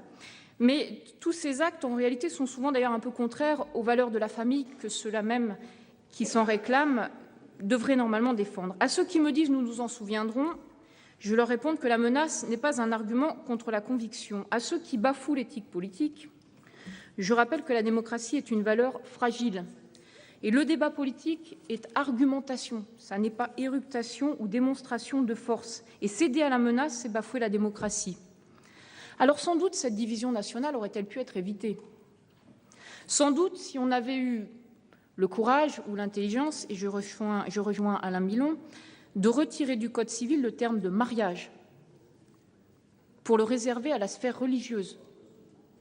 Sans doute si nous avions eu préalablement un débat éthique sur la famille et l'enfant, qui est le sujet central de ce texte, parce que l'opposition entre droit à l'enfant, droit de l'enfant est un peu caricaturale, reconnaissons-le, depuis bien longtemps, depuis la contraception, l'IVG ou la procréation médicalement assistée, l'enfant est le fruit d'un choix et d'un projet parental.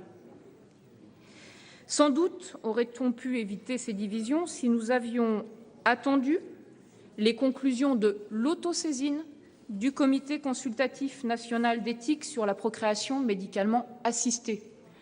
Parce que l'adoption, et je pense que les débats que nous aurons sur les amendements de M. Milon seront extrêmement intéressants, l'adoption ou la médicalisation de la procréation, qui lui est souvent d'ailleurs directement liée, pose des questions lourdes que ce texte auxquelles ce texte ne répond pas. Je ne voterai donc aucun des amendements qui anticiperont ce débat sur la PMA ou pire la GPA. Donc, Madame la Ministre, notre groupe respecte les convictions de chacun et j'en suis fière. Vous aussi, mais on parle chacun pour son groupe. Voilà. Je voterai favorablement ce texte pour respecter mes valeurs de droite où le libéralisme ne s'arrête pas aux questions de société. Et le rôle de la puissance publique n'est pas de dicter des modèles, mais de vérifier qu'aucun principe républicain n'est affecté. Et c'est cela dont nous devons parler dans cet hémicycle. Je vous remercie. Merci. Merci. La parole est à Monsieur Abdourahmane Souaili. Et retour sur le plateau du 22h et suite de notre édition spéciale autour du texte sur le mariage pour tous. Public Sénat, bien sûr, bouscule ses programmes et vous fait vivre en direct la discussion dans l'hémicycle. On a successivement écouté le centriste Hervé Maurey qui a évoqué de graves discriminations entre les enfants avec ce projet de loi. Puis le sénateur UMP Alain Milon, favorable au texte, tout comme la sénatrice UDI Chantal Joanneau. Je suis toujours en compagnie de mes invités, Caroline Mécari, Yvan Rioufol, Bernard Stéphane, Jean-Pierre Denis. Messieurs, madame, qu'est-ce qui vous a frappé dans tout ce que vous avez entendu? Yvan Rioufol. Permettez-moi d'être un peu ironique en préalable, car je me souviens que quand Byzance, avant sa débâcle, se disputait sur le sexe des anges, et là on voit des hommes et des femmes qui discutent très sérieusement, naturellement, sur cette question sérieuse, alors que le monde politique est en train de s'effondrer, que des crises multiples, économiques, sociales, culturelles, identitaires se profilent et qu'aucune réponse n'est apportée à ces crises-là. Et on se rend bien compte qu'avec ce projet de mariage homosexuel qui a été porté d'une manière impensée, oui, d'une manière autoritaire par ce gouvernement, est totalement à côté de la plaque et ne répond pas aux exigences des Français. Et je pense que les Français sont conscients de ceci et on ne se rend pas compte à quel point l'exaspération de la société civile va monter à cause précisément de ces enfantillages, en l'occurrence, car cela reste des enfantillages en fonction des graves crises qui sont à résoudre. Pour le reste, je trouve qu'il y a eu des arguments qui m'ont intéressé. Je trouve que Mme Joanneau a tout à fait raison de souligner la précipitation de cette loi. Je l'ai évoqué tout à l'heure, mais elle a raison de dire qu'il aurait été peut-être plus judicieux de s'intéresser, de savoir si vraiment le mariage devait être laissé dans cette sphère civile et non pas d'être laissé particulièrement à la sphère religieuse, car on sait qu'en France, la particularité de la France par rapport à l'Angleterre ou à l'Italie, c'est que le mariage civil est prépondérant par rapport au mariage religieux et donc il implique naturellement que le mariage religieux se plie à cette règle qui va être imposée à tous. Donc il est faux de dire que ça n'interfère pas sur les autres couples, ça interfère sur les autres couples qui n'ont pas envie particulièrement de voir ce mariage vidé de sa substance. Donc on aurait pu avoir cette réflexion. On aurait pu avoir cette réflexion également sur ce que cela va induire sur la filiation humaine, naturellement, ce que cela va induire sur la commercialisation des corps de la femme, ce que cela va induire sur la commercialisation du désir d'enfant, toutes choses abominables qui n'ont pas été... Caroline Mécari, elle bondit sur sa chaise. Qui n'ont pas ému ceux qui se présentent comme étant des humanistes. Et autant je suis d'accord pour dire que les religions n'ont pas à voir là-dedans, autant je pense qu'elles peuvent participer au débat, naturellement, car elles ont à apporter, non pas de la religion, mais de l'humanité, de l'éthique et d'un sens commun, dans le fond, qui fait défaut dans ce débat-là. La réponse, Caroline Mécari, qu'est-ce que vous avez retenu de ces différents arguments et que répondez-vous aussi à Yvan Rioufol? Écoutez, c'est très simple. Yvan Le Foll commence par nous dire que comment le gouvernement s'occupe du mariage, etc. Il y a d'autres questions dont il doit s'occuper. Mais savez-vous qu'en ce moment, à l'Assemblée nationale, est en train d'être discuté le projet concernant l'accord national interprofessionnel qui va bouleverser le droit du travail? Et comment se fait-il que ceux qui militent actuellement contre le mariage entre tous les couples ne manifestent pas contre ce qui va modifier leur rapport de travail de tous les jours? Vous voyez, donc il y a des éclairages qui sont donnés sur des choses qui sont tout à fait différentes. Moi, ce que je retiens des différents intervenants, parce que j'ai trouvé que c'était vraiment très intéressant, Gérard Larcher, Serge Larcher, sénateur socialiste de la Martinique, m'a beaucoup plu parce que d'une certaine manière, finalement, il a bien résumé au fond la position de ceux qui sont contre l'égalité en disant que c'est un combat d'arrière-garde, que le projet de loi qui allait être adopté s'inscrit totalement dans la lignée des combats pour les droits civils, c'est-à-dire les combats pour l'égalité entre les femmes et les hommes, les combats entre l'égalité pour les personnes de couleur et les personnes blanches. Et donc, c'est le sens de l'histoire. Et puis, j'ai aussi été frappée par la confusion. Vraiment, on fait exprès de mélanger le droit et le fait. Qui ont L'un des intervenants dont j'ai oublié le nom, un politique qui passera pour moi aux oubliettes de l'histoire. Il dit quelle que, sévérité. Il dit que la société est structurée par la différence entre les femmes et les hommes. Et moi, ce que je voudrais dire, c'est que vous savez, la différence entre les femmes et les hommes, c'est vrai. Moi, je suis différente de vous, vous êtes différent de moi, c'est une réalité. Cette différence, pendant des siècles, elle a justifié la différence de droit entre les femmes et les hommes. Et il a fallu les combats féministes pour que les femmes aient les mêmes droits et les mêmes devoirs que les hommes. Bien, aujourd'hui, nous avons une égalité en droit entre les femmes et les hommes. Mais ça n'a pas effacé la différence entre les femmes et les hommes. Il faut donc distinguer le droit du fait. Et donc, lorsque le mariage civil, lorsque le mariage civil sera ouvert à tous les couples, il y aura une égalité. Mais justement, c'est ce que je vous dis. Je vous dis que dans les faits, il y a une différence entre les femmes et les hommes, mais ça n'empêche pas une égalité en droit, parce que ce sont deux niveaux, le niveau du fait et le niveau du droit. Et donc, lorsqu'il y aura l'égalité entre les couples hétérosexuels et les couples homosexuels pour l'accès au mariage civil, bien sûr que les couples homosexuels, dans les faits, seront différents des couples hétérosexuels, il n'y a pas de doute là-dessus. Mais en droit, ils auront les mêmes droits et les mêmes devoirs. On poursuit notre tour de table, oui. Et je termine, parce que je voudrais quand même saluer Chantal Joanneau, dont j'ai trouvé globalement l'intervention extrêmement juste. Je ne devrais peut-être pas le dire, mais en tout cas, je l'ai trouvé très juste.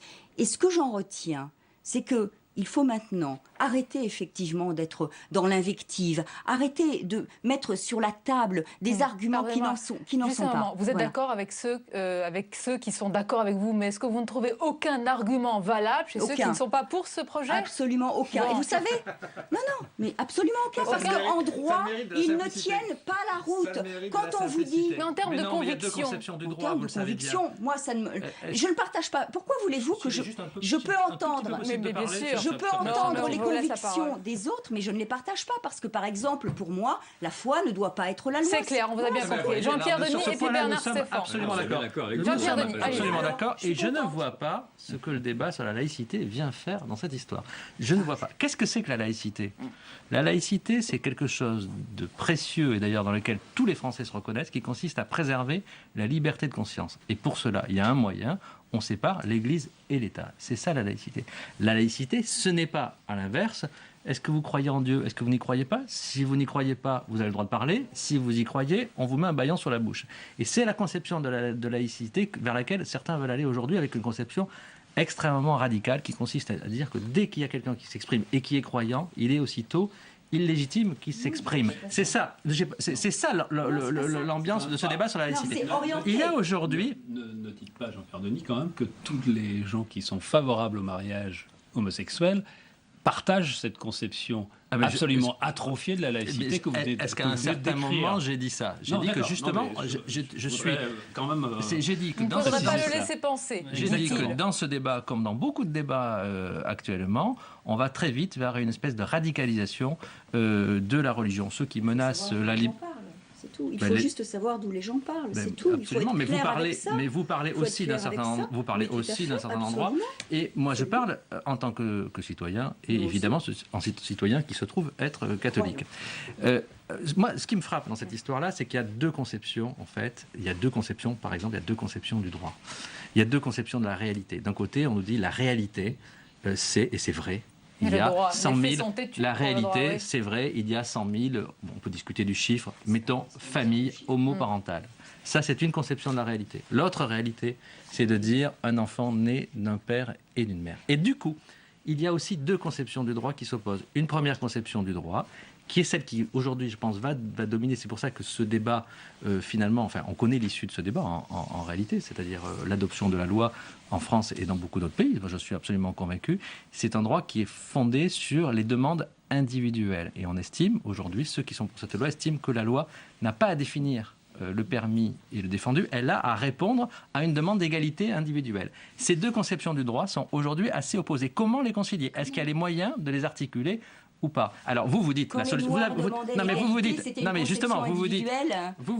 c'est très simple, il y a un sens de l'histoire. Vous dites il y a un sens de l'histoire. Quand les Noirs demandaient l'égalité, c'était une conception. Il y a un sens de l'histoire, et si on est opposé à cette loi, on est raciste. Or, justement, je pense que c'est ce type d'argument qui, moi je ne suis pas du tout du côté ni des organisateurs de la manifestation, aucunement, en aucune façon. Je pense que c'est ce genre de discours qui aujourd'hui provoque une radicalisation des opposants à la loi. Les deux réalités dont parle Jean-Pierre Denis.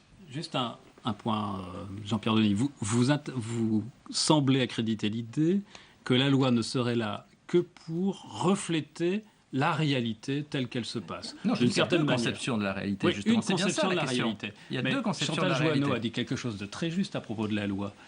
La loi peut reconnaître une diversité de couples dans la mesure où cette existence de couple, qu'il soit hétérosexuel ou homosexuel, ne porte pas atteinte à autrui. Mais voilà. pourquoi pas? Eh bien, donc pas? cette conception-là n'est pas simplement la reconnaissance. Attendez. Pourquoi pas? Mais ça, c'est le premier étage de la loi. Donc ça n'est pas. Pourquoi pas? Mais c'est le premier étage de la loi, c'est le mariage. Or, cette loi, elle a, à ce stade-là, 2 étages. Le mariage et l'adoption. Et je pense que c'est une grande explication des problèmes qu'on rencontre aujourd'hui. Elle a éventuellement un 3e étage qui est la PMA. Plus tard, évidemment, en fin d'année. Non, je dis éventuellement parce que c'est ce que veulent les ministres, notamment. C'est ce que ne veut pas le président de la République, mais c'est ce que veulent ses ministres. Il a quand même temporisé. Il y a un 3e étage. Reconnaissez quand même qu'il a dissocié clairement la DPMA du texte. Mais dès le lendemain, la ministre de la Famille a dit le contraire. Donc, il y a une grande hypocrisie là-dessus. Non, mais il y a ces 2 étages-là. Et demain un 3e, peut-être un 4e. Et c'est pour ça que je trouvais que l'intervention de Chantal Joanneau était intéressante, notamment parce qu'elle revendiquait son soutien à cette loi en tant que militante de droite libérale. Effectivement, c'est une loi qui s'inscrit dans un paysage libéral, voire ultralibéral. C'est un projet de loi ultralibéral. C'est une loi qui promeut la capacité de choix, mais non pas l'ultralibéralisme. Vous confondez le mariage, Jean-Pierre Denis, vous confondez 2 choses. Vous confondez le libéralisme politique et le libéralisme ou l'ultralibéralisme économique. Ils se confondent justement désormais. C'est ça que je dis. Mais non, absolument pas. Je dis qu'ils se confondent désormais. La liberté de choisir un type de couple, son conjoint, qu'il soit homme ou femme, c'est une liberté. C'est lié à la liberté de conscience. Et ça, c'est le libéralisme politique. C'est une conquête. Moi, je trouve qu'il y a un grand gâchis. Personne ne contexte. C'est une liberté et la reconnaissance de cette liberté par la République me semble très important. C'est un débat passionnant. Non, je vais vous laisser la parole. Qui est infini, oui. Je le remarque. Jusqu'au vote de la loi. Et les discussions, peut-être après. Les discussions pourront en tout cas continuer. Je vais vous poser une question collégiale, parce qu'après, on va aussi donner la parole à Perrine Ternot, qui est en compagnie de nombreux invités politiques. Qu'est-ce qu'on aura? Les débats vont se poursuivre, bien sûr, mais qu'est-ce que, selon vous, on aura retenu de ces débats, de ces discussions, de ces échanges, Yvan Rioufol? On aura d'abord retenu, me semble-t-il, une avancée, malgré tout. Je voudrais donner un aspect positif à ceci, c'est que les esprits, tous les esprits, et même à droite, et même dans les esprits traditionnels, se sont ouverts aujourd'hui à la nécessité, s'il devait y en avoir une, d'une union civile, voire même, d'ailleurs, à la reconnaissance d'une coparentalité ou d'une adoption simple, etc. Même, j'entendais il y a quelques semaines un des conseillers de l'ancien pape, du pape, dire qu'il était favorable lui-même au Vatican, favorable à cette union civile-là. Donc il y avait quand même une grande avancée dans les esprits. Or, ce qui m'horripile, c'est de voir cette grande confusion intellectuelle qui est faite aujourd'hui derrière, sur le mariage lui-même, sur lequel on laisse entendre que seul le mariage importerait, alors que l'on sait très bien que derrière ce mariage vient l'adoption, vient la GPA, etc. Et que si le mariage passe en France, même si les autres éléments de la gestation pour autrui ou de la procréation médicalement assistée seront récusés par le Parlement français, ils seront imposés par la justice européenne. Et donc il y a là une sorte de mensonge organisé qui est fait avec l'aval naturellement des autorités. On va poursuivre. Il est avocat, il sait que la Cour européenne, mais la Cour européenne on va poursuivre tout de suite notre discussion. Je vous propose, regardez, une proposition. On va rejoindre tout de suite Perrine Ternot, qui est avec le sénateur UMP de la Vendée, Bruno Retailleau, et on poursuit notre discussion très animée. Perrine, c'est à vous. Voilà, Sonia, c'est un peu plus calme. Ici, en salle des conférences, à côté de l'hémicycle du Sénat, tout le monde est en séance. Bruno Retailleau est sorti de quelques instants pour répondre à nos questions. Bonsoir. Vous êtes allé à la rencontre des manifestants contre le projet de loi en fin d'après-midi et tout à l'heure à côté du Sénat. Comment vous expliquez tout de même cette radicalisation un petit peu de l'opposition au texte qu'on sent ? Mais je suis désolé, il n'y a pas de radicalisation. J'ai fait beaucoup de manifestations. À chaque fois, j'ai vu beaucoup de manifestants qui étaient sereins, qui étaient calmes. Le problème, c'est que cette radicalité ne vient pas des manifestants. Elle vient de ceux et de celles qui ne tolèrent pas leur voix. Personne ne veut les écouter. Ils ont enduré des manipulations sur le comptage, sans doute parce qu'ils ne comptent pas pour les gens d'en haut. Ensuite, les insultes, quand on les a traités d'homophobes. Et donc, ils sont désappointés. Mais ce qui me surprend encore plus, c'est qu'ils gardent une forme de sérénité, mais en même temps de ténacité, de courage, et ils ne lâchent rien. Donc je crois et vous acceptez, des incursions dans la sphère privée de certains parlementaires. Je pense par exemple à Chantal Joanneau, votre collègue ici, qui a décidé qu'elle allait voter pour ce projet de loi. Et du coup, elle a été réveillée en fanfare aux aurores ce matin par des manifestants. Le nom de ses enfants a été publié. Vous trouvez que ce genre d'action est normal? Je désavoue. Mais ce que vous faites là, en faisant porter l'amalgame de quelques-uns qu'il faut condamner sur le plus grand nombre, ça n'est pas correct. Vous ne pouvez pas faire porter sur des millions de personnes l'opprobre, juste sans doute, de ceux qui dérapent. Et les dérapages, je pourrais aussi vous en citer. Quand on traite les uns et les autres d'homophobes, quand on insulte des parlementaires ou des concitoyens, ça n'est pas non plus tolérable. Donc je crois que c'est un texte qui déclenche des passions parce que c'est une réforme de civilisation. Madame Taubira l'a très bien dit. Je pense qu'il faut revenir à la sérénité, il faut revenir à la raison et peser ce texte. Et quand derrière ce texte, on voit que se profile aujourd'hui, bien sûr, le mariage plus l'adoption, mais pour avoir demain la PMA et la gestation pour autrui, eh bien, c'est parfaitement normal que les concitoyens veuillent participer au débat et que nos concitoyens disent écoutez, vraiment, c'est quelque chose qui nous engage, nous les Français d'aujourd'hui, mais pour les Français de demain, les nouvelles générations, la logique partisane d'une seule majorité parlementaire ne peut pas, à ce point, engager l'avenir. C'est ça, je crois, un message qu'il faut entendre. Sur quel point précis, sur quels articles précis, vous, Bruno Retailleau, vous allez porter votre action, votre opposition dans l'hémicycle ici au Sénat pendant la discussion du texte? Sur beaucoup, mais notamment sur tous les articles qui posent vraiment des problèmes, y compris des problèmes juridiques de constitutionnalité. Par exemple la filiation, l'adoption, le nom patronymique, etc. Il y a beaucoup de choses dans ce texte qui ont été juridiquement bricolées. On essaiera avec mes collègues de l'UMP, de l'UDI, de faire émerger dans ce débat justement les raisons qui sont des vraies raisons. Elles seront absolument sereines, elles seront argumentées, qui font que nous pensons que c'est un très mauvais texte. Et vous pensez qu'il y aura une majorité pour rejeter ce texte ici au Sénat ? En tout cas, les choses ne vont pas se passer comme une lettre à la poste, qu'on a bien voulu nous le dire. Je pense, et j'entends un certain nombre de collègues, certains d'entre eux auraient voulu, dans un premier temps, voter le texte, mais justement, ce qui les en empêche, c'est ce lien entre le mariage, l'adoption, la filiation et finalement l'avenir des enfants. On a été mis en garde par de nombreux pédopsychiatres, et je pense que le principe de précaution, qui s'applique beaucoup à la nature, qui s'applique à des sous-espèces animales, pourrait peut-être aussi, dès lors qu'il n'y a pas de consensus scientifique ferme, s'appliquer aux enfants, des hommes et des femmes. Merci beaucoup Bruno Retailleau, je vous laisse rejoindre l'hémicycle. Donc un débat passionné dans un climat quand même serein ici au Sénat, Sonia. Merci beaucoup Perrine pour ces différentes interventions à votre micro et j'accueille notre journaliste Caroline Deschamps. Bonsoir Caroline. Bonsoir Sonia. Alors les débats sont très suivis également sur les réseaux sociaux. D'ailleurs le sénateur Hervé Morin en a parlé tout à l'heure. C'est le mariage 2.0, les mots-clés, mariage pour tous, Direct Sénat et même Patrice Gélard se sont retrouvés en tête des tendances de Twitter jusqu'à ce soir, c'est du jamais vu. Et les tweetos de découvrir le Sénat, Hugues Meignet écrit « C'est incroyable la différence de style entre sénateurs et députés, beaucoup plus calme, moins agité et plus respectueux. » Pas comme sur ce plateau peut-être. Pourvu que ça dure. Beaucoup de commentaires tout d'abord sur les menaces et les pressions que subissent les élus qui sont favorables au mariage gay, comme ça a été le cas de Chantal Joanneau ce matin.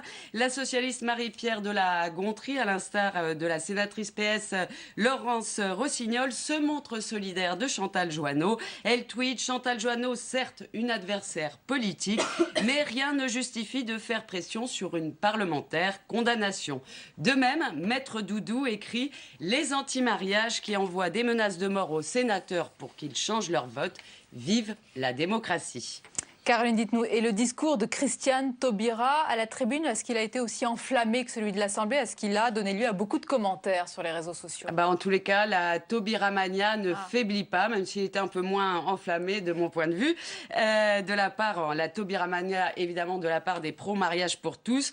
Le discours de la garde des Sceaux a en effet suscité beaucoup de tweets laudateurs. Ainsi, Ben Gay et Européen gazouille de bonheur. Taubira, toujours aussi classe, love you, Toby. Jean-Pierre Michel a aussi ses fans. Paul Danton tweet, j'adore Jean-Pierre Michel avec son petit look de Louis la Brocante et sa grande humanité pour les LGBT, comprenez les lesbiennes, gays, bi et trans. Alors les opposants au mariage gay live tweet plutôt pas mal les débats au Sénat, mais ils commandent peu. Et c'est surtout donc Jean-Pierre Michel, le rapporteur PS du texte, qui concentre les critiques. Il faut dire que le rapporteur PS est favorable à titre personnel à la PMA et à la GPA.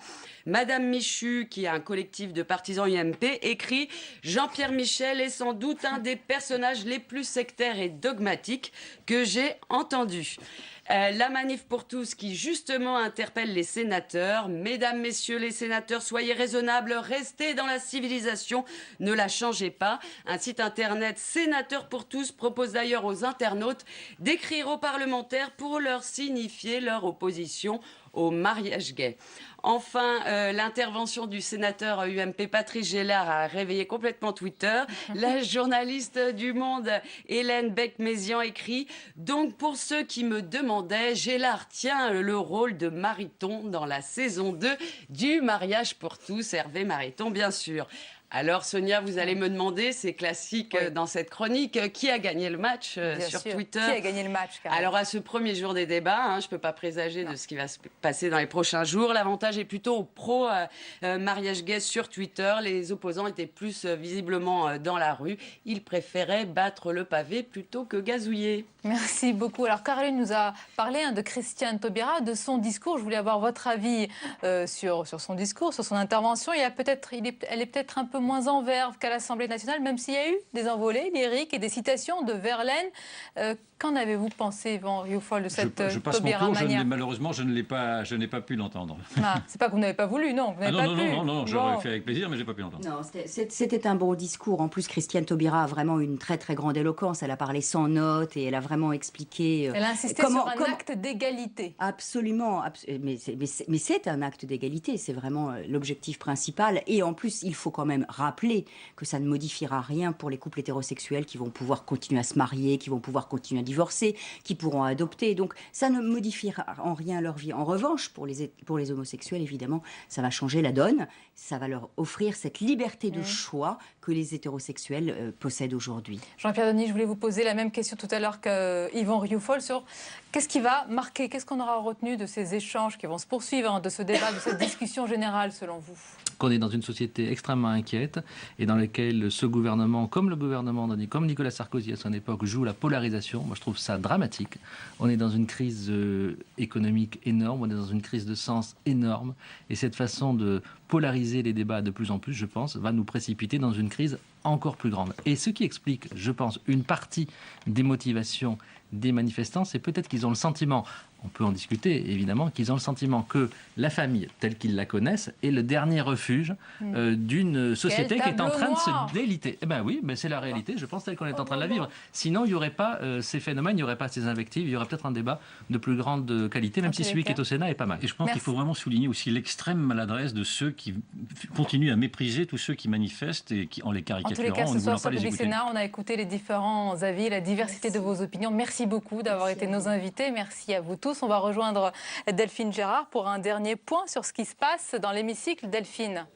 Oui, Sonia, eh bien, on peut dire que la discussion générale se continue ici ce soir dans l'hémicycle. Je vous rappelle que la principale information de ce début de soirée, c'est le dépôt d'une motion référendaire par le groupe UMP qui sera examinée demain matin en séance publique à partir de 10h.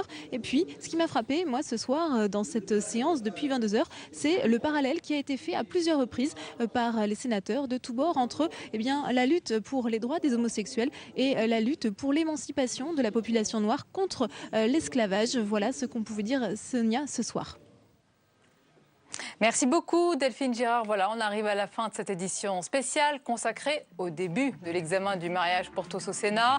Demain, notez-le, vous pourrez continuer à suivre tous les débats en direct dans l'hémicycle dès 10h du matin et à 22h, nos journalistes Perrine Tarnot et Delphine Girard vous feront à nouveau vivre la séance jusqu'au bout de la nuit. Vous le voyez, Public Sénat bouscule son antenne, ses programmes.